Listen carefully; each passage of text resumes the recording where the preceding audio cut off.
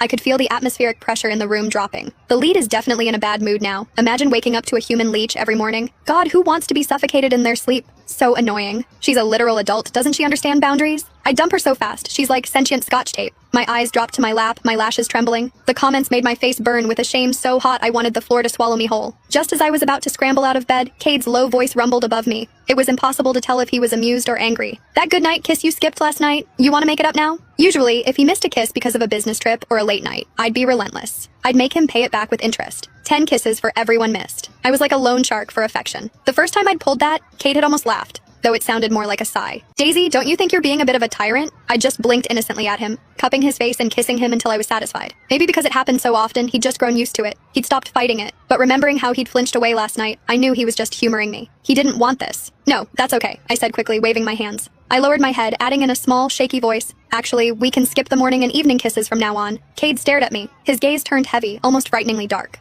After what felt like an eternity, he spoke coldly, a sharp edge of spite in his tone. Fine. Suit yourself. I let out a quiet breath of relief. But at the same time, a dull ache started to throb in my chest. He really did see it as a chore, didn't he? By the time I finished getting ready, Cade had breakfast on the table. He was faster than me, already finished, sitting across the table and watching me with an unblinking intensity. Feeling his eyes on me, I started shoveling food into my mouth.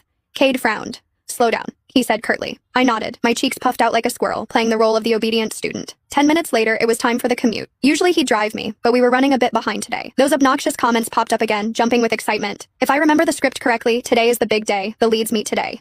Yep, the heroine starts at his company today. She's a powerhouse, high EQ, and most importantly, she knows how to give a man space. Exactly. The lead actually feels comfortable around her. Once he sees what a real woman looks like, he's going to drop this clingy brat without a second thought. My eyes dimmed. So today was the day he met his soulmate. My chest felt tight, the air in the room suddenly too thin to breathe. Seeing me standing there like a statue, Cade prompted, "Get in the car." I didn't move. "You go ahead. I'll just take an Uber." Cade didn't argue. He simply opened his door, stepped out, and walked over to me. He stood close, his searching gaze making me feel completely exposed. "You're mad," he stated. His voice was certain. "Because I dodged that kiss last night, right?" I looked up, forcing a blank expression. No, why be mad? I'd just finally seen the truth through the comment. I was a nuisance. I was just trying to fix it. Cade clearly didn't buy it. He stepped into my personal space. "Then why won't you let me drive you?" My eyes flickered away. I couldn't tell him the real reason, so I went with a half-baked lie. "I just think we should give each other some space. You know, boundaries." Cade froze. It was like I'd slapped him.